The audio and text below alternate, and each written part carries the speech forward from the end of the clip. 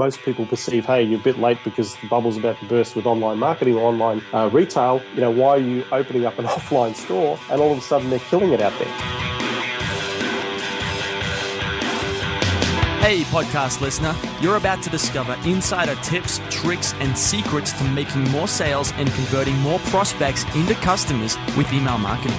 For more information about the Email Marketing Podcast or the Autoresponder Guide, go to dropdeadcopy.com/podcast. Hey, listener, it's John McIntyre here, the Autoresponder Guide. It's time for episode 63, the big 63 of the McMethod Email Marketing Podcast, where you'll discover tactics and strategies to increase your email profits by 25 to 100% in 90 days or less without spending more on advertising. Now, the basic idea here is that what you're going to learn is ultimately how to make more money in your business, how to make more sales, how to get more leads, how to convert more of those leads into customers, all with a simple 200-word, 300-word email, okay? Now, it's not very difficult. I've had recent listeners email me telling them one of them had $85,000 in the bank after, in 5 months after using basically everything he'd learned from the McMethod Email Marketing Podcast. So listen in, grab a pen, you're going to want it. Now, today I'll be talking to John Logar. John's a very interesting guy. I actually got started with consulting, so way back in the day when I was just getting into it, I actually went through a product that John had done with another consultant, Kyle Tully. Now, I've done an interview with Kyle Tully before, but I've never done one with John. But John's very cool because he gets some just incredible results. Now, this isn't consulting for, a grand here, a grand there, $2,000 here, $5,000 there. This is consulting for, say, anywhere from, depends on the numbers, but it'll be around $3,000 to $10,000 a month for, say, 12 months. Right, and you might pick up 8 to 12 clients of that. So you're going to be doing this is the sort of level that John is playing at, and that he's coaching others. He's really a consultant for consultants, and that means he's helping people like me and people in that sort of situation when they want to do this business to bring on that many clients. And let's say if you follow that strategy, if you had 10 clients at $5,000 a month. Right, you're making $50,000 a month. So we're talking some big numbers here. So get excited. Now, it's an honor to finally have him on the show. I'll just say that. To get the show notes for this episode of the McMethod Email Marketing Podcast, go to themcmethod.com/63. Now, before we get into this interview with Mr. John Logar, I just had one thing. It is the McMasters Insight of the Week. Now, if you don't know, McMasters is the private membership forum that I have, and an exclusive little community that I've got for people who want to learn how to do email marketing the right way with products like the McIntyre Method, stories that sell, a few things like that. Anyway, there's a forum in there, and one thing we get up to is we have discussions on how to write copy and how to write emails and how to make more sales and all that stuff. Now, one of the insight for this week is this: say things with less words. Okay, now I was coaching someone, I think it was yesterday, and one of the main issues with their copy was not that, it had a good flow to it, it had some good ideas, it was catchy, it was entertaining, I enjoyed reading it. The problem, and I see this a lot with people, the problem with the copy was that it was too wordy, right? It used more words when it could just use less. Okay, this is the equivalent of saying, here's a bad example, but this will kind of illustrate the point. Right next to me on this table, there is a bottle of hydrogen, 1 atom of hydrogen and 2 atoms of oxygen, otherwise known as water. So I could say that to be kind of clever, I'd be a bit cutesy, but really, right, good copy is to basically say, on this table, there's a bottle of water. Okay, now it's a bit of a bad example, but the idea here is that if you can say something with less words, then say it with less words, okay? You want to eliminate all the redundancies. Now, this doesn't just apply to writing a novel or writing a newspaper article. This applies to writing headlines, to writing all your copy, okay? There's that rule where how long should a sales letter be? As long as it needs to be, okay? But as long as you can keep it entertaining, it should go as on and on and on and on and on. But to be entertaining, you have to eliminate all the things that don't really matter to the core point, to the core purpose, to the message that you're really trying to communicate. So the lesson for today, or the insight of the week, is that I want you to go and look at your emails and look at your sales letter and look at the copy that you're putting out there and see if you can eliminate a line here or a line there or a word here and a word there. And as you write more copy, get rid of the redundancies. Make it more clear, more to the point, quicker, faster, more flowy, okay? Now, if you want to learn more about McMasters, or if you want to sign up for the community and get some coaching with me or connect with the other members or go through the training products in there, go to themcmethod.com/McMasters. Now, that's all I have for the moment. I'm going to get back to my lunch over here, eating some rice, tomato, cheese, actually bell pepper cheese. Pretty delicious stuff. And I'm going to leave you to it to go and enjoy this interview with Mr. John Logar.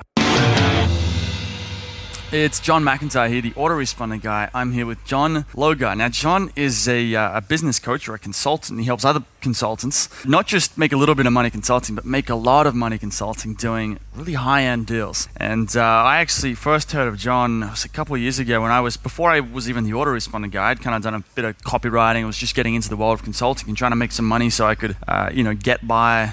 Or more than get by, I have a great lifestyle over here in Thailand. And one of the programs I went through was one that John had done with another consultant, copywriting guy, Kyle Tully. And that was a long time ago. But I got a few ideas from that, which ultimately led to the autoresponder guy and the McMethod and McMasters and all that sort of stuff. So John really knows his stuff, and he's been doing some very interesting stuff recently. One thing you did mention that really blew me away is that he's done, I think it's 900 one-on-one sessions or coaching clients or that kind of thing. So not only does he know how to make a lot of money, he knows how to teach other people how to do it well with consulting. So we're going to get into some of the results he's done recently and what the strategy behind what he did recently, how it made it work. So we'll get into that in a minute. First, John, how you doing today, man? Hey, John, it's great to be here. Good to have you on the show, man. It's taken a while. It has, man. You've taken your time getting to me, John. I got a long list of people that, it's hard to keep track of who's been on, who's not. It's getting that way, Yeah, absolutely. All right, before we talk about these two different strategies today, give the listener a bit of a background on who is John Logar. I've kind of done a little bit of it, but you can probably give a better version. Who's John and what does he do? I guess I'm a consultant to consultants in one of my businesses. I do run my own digital marketing agency that works with specific clients in strategy, especially online marketing strategy. With my consulting or mentoring programs, I run a program called Make Every Day a Payday. And essentially that's helping people who have some skills, who are looking to build a six-figure plus consulting business and looking to target, engage, and convert higher paying clients. So, whether that be corporate clients or looking to get clients that are putting them in a retainer situation where they're picking up anywhere between $3,000 to $10,000 a month in retainer. And then I also, just like you, have a podcast called Business Unleashed as well. Good old podcasting. So yeah. just to clarify there, you said was it $3,000 to $10,000 a month retainer, and people are going to stick around for 12 months. And not only that, the average student, you were saying, does 8 to 12 clients a month, which takes you from $40,000 to $60,000 per month in revenue. And until you get to about $300,000 a year, you're a one-man shop. Really great numbers, especially for someone who's just getting into consulting. Oh, absolutely. And I think the biggest part of that is it's really funny. There's a lot of people who've got a lot of skills, have been playing around internet marketing and direct response for many, many years, buying products, learning Facebook advertising and PPC and SEO, and they've learned some cool stuff in their own journey of trying to make something happen or build businesses online. They've picked up a lot of skills. Those skills are translatable to very, very opportune revenue opportunities within the offline world. So there's a lot of guys out there who do offer local marketing and local consulting services, but they tend to commoditize at the lower end. At the bigger end, where businesses are larger, that have larger sales volumes, they don't do anything when it comes to building sales funnels, direct response marketing. They tend to stick to traditional forms of marketing above the line, billboards, TV, radio, advertising, trade shows, and so they're missing out. The world is turning and changing. I think the playing field is rapidly changing in the market. So there's a whole bunch of people out there with great skills that they can translate into the offline world, and these guys have no idea about the tech, the philosophy, the ideas, the strategies, and really, you can certainly charge great value for those types of services. The number one job that's being searched for at the moment out there is for digital marketing experts, and whatever that means, I don't know, but now there are digital marketing courses springing up and certifications and graduate degrees that are springing up at a lot of universities, because from an internet marketing or from a marketing point of view, online is a very important component. It is getting much stronger. We're living and breathing off these great little smartphones all over the world. In fact, in Southeast Asia, the highest internet connection rate is done through a smartphone, not through a landline portal. So that's where the opportunity is, and I think people have got great skills, but how do I package that up? How do I actually approach people to share those skills and help them engage and generate more revenue as well? It sounds like part of it too is there's a big mindset barrier here where people get into it, like, I know a little bit, but I know you say I could do this, John. You tell me I can go out and make all this tons of money, but I just don't know.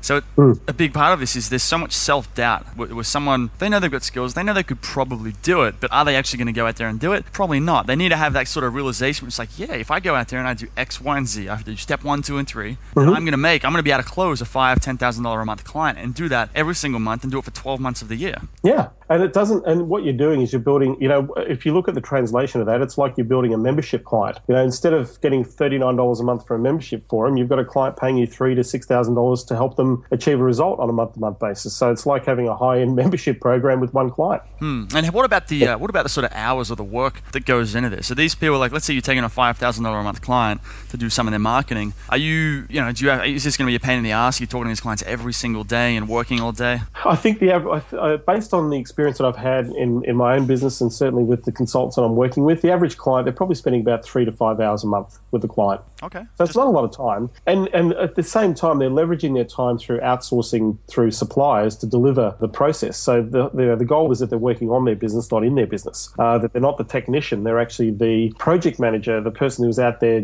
marketing and generating clients for their own business. And then as a client comes in, they, facilitate that project for that client by bringing in outsource providers from all over the world, if not in their local location, and add their margins on top. Okay. And do they have to be on location with these clients, or can you do this from Skype? Could I do this from Thailand, for example? You could do this from anywhere in the world. All you need is a connection to the internet of some form, and Skype is an easy way to do this. If I look at all the consultants that I've been working with over the last year, I would have to say that more than 70% of their clients are not in the city that they're located in. Interesting. Yeah, they're doing it, email, Skype, LinkedIn, social networking. They'll do it through forums. There's a whole bunch of places you can go and pick up corporate or business clients. Okay, because I was thinking for something like this, for more high-end stuff, that you'd have to go in, you'd have to give business cards out, you'd have to meet someone in their office and sit down and wine and dine them and all that crap.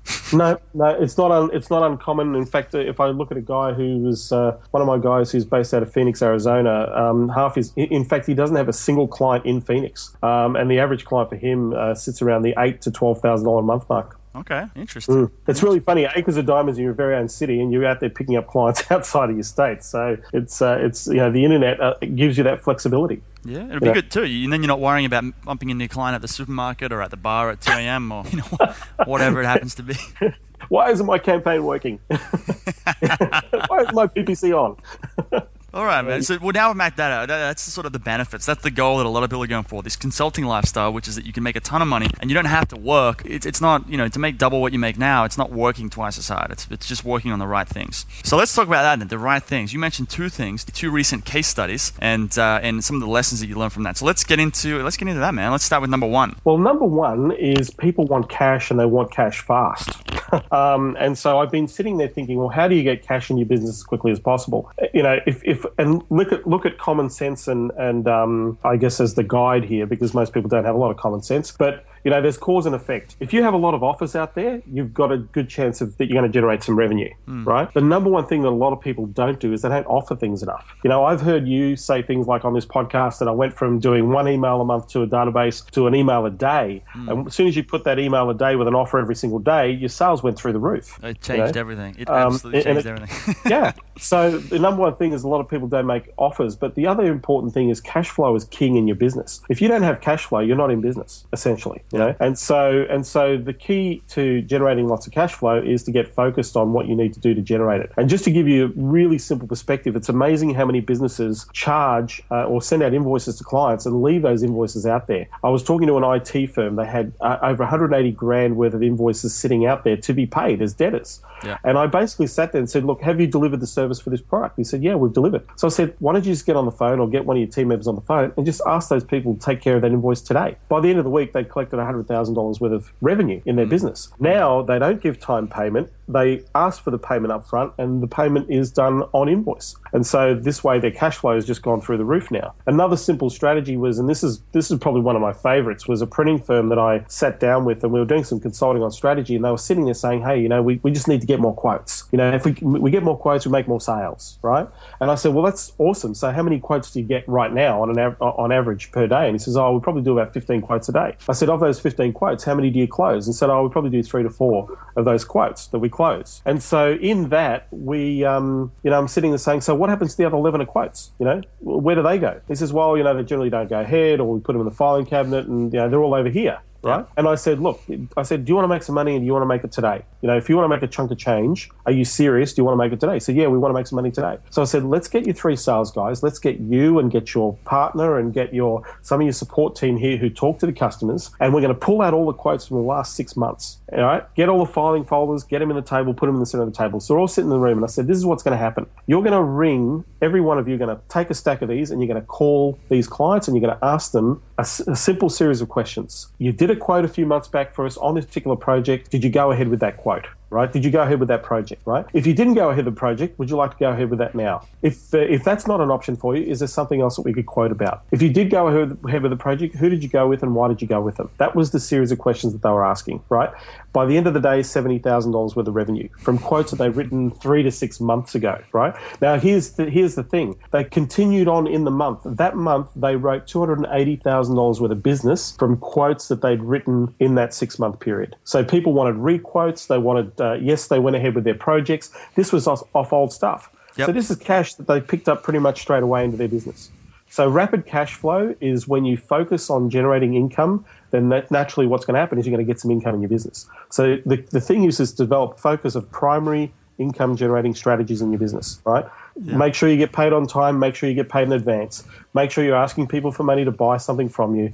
Make sure that you're consistently out there following up your opportunities and closing those opportunities. Those things make cash really fast in most businesses. So that's simple cash flow. That's probably about a quarter of the sort of, in a nutshell, the quarter of an entire strategy. But, I say to people that if you spent 1 hour a day in your business focusing on income generating activity, and that's a primary activity where you physically engage someone or you offer something where somebody can buy something from you, you will never be out of money again in your business. If that was what your focus was. So 1 hour a day is going to make a huge difference. I love this. I think the best part about it is that I read recently, our podcast just went out with Perry Marshall recently on his book on 80-20 sales and marketing. And part of the realization in that book was for me that you can take some of the smallest activity, the smallest tasks on your to-do list that will produce the biggest result. And it's absolutely incredible. You start to isolate these activities. You can work less and make more money, make more impact, get more done. And this is one of those things. Absolutely, absolutely. The second part of that strategy, a lot of people say to me, well, I don't have invoices and I don't have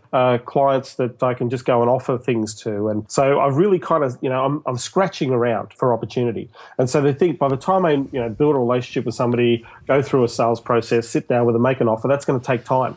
And I'll sit there and say, well, listen, every single person knows somebody who's in business. You cannot know, if you go and buy coffee, you know the guy who runs a coffee store. If you a family member, an associate, a colleague, a classmate, people you bump into, business cards that you've collected along the way. Everybody can roughly get a list of between 60 and 130 people, and the average person's got about 130 people on their Facebook pages, right? Everybody's got a list right now who's in business of people that either are in business or people that know someone who is in business. So I say to those people, listen, here's what you want to do. Get that list together as quickly as possible. Preferably if you can get an email list, that'd be even better. If you can't get an email list, you're going to go direct to these people, right? Really simple. Say, hey, it's amazing. I tell people, how often have you told people that you know what you do and how you do what you do? How often have you educated those people around you so that if they know somebody who needs some help in that area, they can refer people to you? People refer people to people all the time. So I sat there and said, this is the strategy. All you're going to do is say, hey, mum, dad, brother, sister, friend, cousin, business owner, right? We've had a connection. I know you. This is what I do. This is how I help people. This is the types of results that I can get for people. And this is what I'm doing. If you or if anybody you know needs some help in this area, do you mind just passing this on? Right? Pretty simple, right? So I'm getting jacked up here. I'm getting excited. I had a person who took this strategy to heart, sat there and said, look, I need some cash and I need it now. So he sat there and he wrote down an email list. I think he ended up with an email list of about 60 people that he could go out to, right? And he made a very simple offer. He was in web development and his focus was to actually develop sites that actually converted and engaged customers when they visited. So he had a focus of conversion-based websites that he could develop. He had a system, strategy. It worked really well. He knew he could deliver really well, but nobody really knew exactly what he did, right? So he told friends and family, said, listen, this is what I'm going to do, send an email out, made an offer, say, look, I'm just looking for a handful of people who want to take advantage of this. It was a good offer, that made some profit for him. By the end of the day, he had 4 people who said, yep, I'll take you up on the offer. $16,000 in a day from people who they knew, knew from the past, purely just by putting something out there. So one thing that I find with people is all you got to do is ask. All you got to do is let people know, hey, I need some help. Do you know anybody that needs help with this sort of thing? And you'll be surprised at how many people will come to you. You're absolutely right. The reason I'm getting excited is I've got this autoresponder on my site, the daily emails that goes out and pushes people to the product on how to write an autoresponder. What I haven't done and what I don't have a list for, because they never went through Aweber or they never physically signed up to an email list, is a list of all the clients that we've created autoresponders for. So what basically you're saying is what I should do, and I know this would work because I've done small sample size, 5 or 10 people on this sometimes when I want to bring in some cash. But I've never actually gone through every client that I've ever worked with, grab their email address because it's all via email, and then send them all. Say, hang on, we're doing autoresponders now. We can do a product launch. We can do this and that. And I know that if I did this afternoon, which maybe I'll do it, there's going to be sales. Yeah. Instant money, straight away like that. You're talking about putting like a PayPal buy link in the email, right? Yeah, absolutely. Buy it now. Here it is. Take advantage of it. So the other method that you were talking about, we talked about earlier on, and this is a very simple strategy, and it's something that every email marketer kind of knows, but the actual focus of this strategy is to run a very small sequence to either reignite existing clients, past connections and contacts into a fast decision-making sales process. So the key here is to come up with a fantastic offer. The best offer that you can imagine or think up. It has to make money for you. You're not going to go out there and run a loss leader or run a low-end campaign or a low-end price point. You're looking for something that has good cost, has great value. Maybe you pad it in with some added value items to build up the value of the actual opportunity, but you've got to make some money out of it. You've got to make some cash. There's no point in doing something for nothing. You're going to do the work. You want to make some opportunity for revenue and for profit. So you build this offer. You create an awesome offer, and you say, hey, we've either over-ordered, we've made a mistake, or we've got capacity, we've got room to help 2 or 3 people to take advantage of something very unique that we've put together. We're only offering this to a handful of people. You're one of the handful of people that are being offered this to. If you'd like to take advantage of it, let us know straight away. We can get this action. We've got some space capacity in the next 2 weeks, right? So time sensitive, quantity sensitive. Scarcity is a powerful motivator. Good reason. Great value, right? So awesome offer. Now remember, these people you're sending to are people who you already know or who are already existing clients. So you don't need to sell them on, case studies and who you do things for and what great results you get for people. They already know who you are. They already kind of know what sort of results you get, right? Of your product or service. So it's a relatively familiar list, okay? So even past contacts, people you just bumped into, but they know who you are, but you've never done business with them. These are the people I've put into this campaign, right? So first email, awesome offer. Second email, day 2, right? Most companies or most businesses, especially offline, they only send out one offer and that's it. And then they get limited results, right? But, and so, conversions are low, nothing ever happens. So the second email is a very second email. The headline, I just want to make sure you got this so you didn't miss out. That's it. And then it reiterates the offer, the awesome value, the awesome thing. I've only got 4 or 5 of these available. Just click here, take advantage of now. Let's do it, right? Yeah. Third day, day 3, next email. Hey, would love to know what you thought about this unique offer. Would love to know your feedback on what you think about the value or what you thought about this. So again, reiterating the offer, time sensitive, time limited. The last offer, are you interested? Would you like to go ahead? I've got 1 left. Right? So that's it. Last offer. Are you interested? Would you like to go ahead with this offer? Now, so 4 emails, very simple sequence, right? First email, great offer. Second email, just make sure you're getting this offer. Third email, would love to know what you thought about this awesome offer. Last email, are you interested in taking advantage of this, right? Now, so generally we find when we run these types of campaigns, especially to offline clients, and even in my business when I've tested these campaigns, invariably we always make a sale. Somebody in your list is going to buy something. Absolutely. Right? Somebody's ready. Even if you sold 1, you still made a deal out of this because you're making a profit, right? So in this campaign, this is where, now can I get really sexy with you, John? Go for it, man. I love the sexy. We're going to go really sexy with this. Everybody who's in the email marketing game knows that in autoresponders, in the reporting, we can actually see the clicking activity or the open rate. And not only that, we can actually see how many times they open up an email.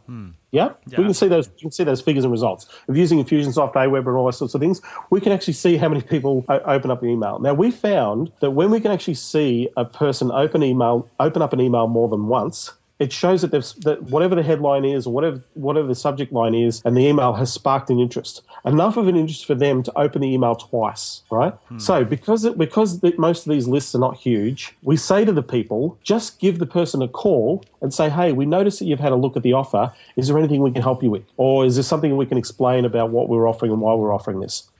Right? That's the kicker. The kicker is that they can follow up based on behavior.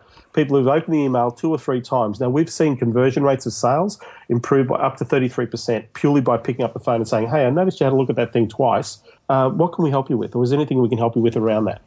Right? So it's really simple. Most people don't pick up the phone, but you've got a reason to do it. It's a really simple thing to do. Now, I've done this campaign. Probably the best result that I've had with this campaign was a list of 62 people, generated $250,000 in the IT sector.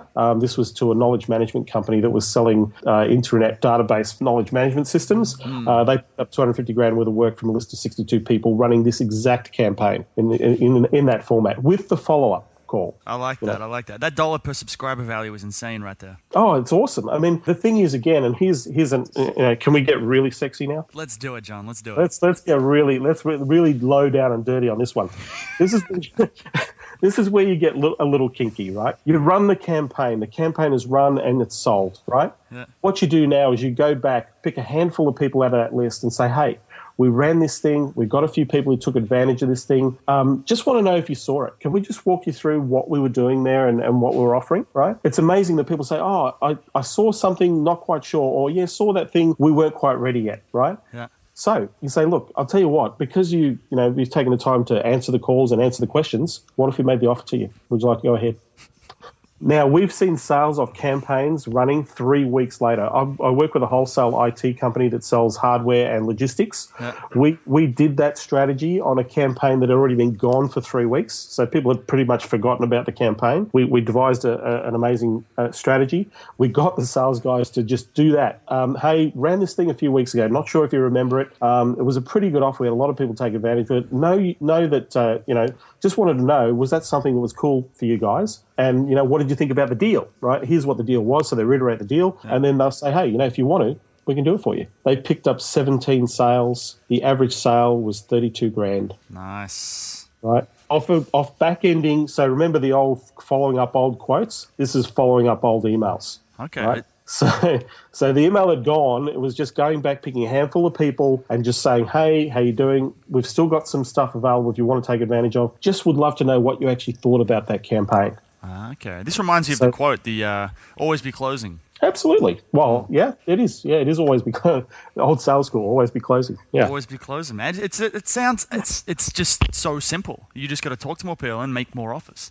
Yeah, absolutely. I mean, a lot of people forget that, in this game, especially with direct response and with communication, it's important that, we're so distracted. We're so disjointed with what we're being bombarded with. I'm walking into stores with my iPhone, looking at buying a pair of sneakers, and I'm looking at the website of a store that's diagonally across 20 meters away. And so here we are. I'm focused. They've got me in the store, but I'm checking out prices or I'm checking out shoes in another store just down the road from where I'm standing. And so we're so caught up, we're so bombarded that we forget that, I love the concept, or Google came up with this concept a little while ago. They call it the zero moment of truth, or ZMOT. You can even Google it. They've got videos on it. But they were saying back in 2009, the average person would take 5 frames of reference before they made a purchasing decision. So 5 frames of reference was talking to a friend, checking out an ad, hopping on the internet to check the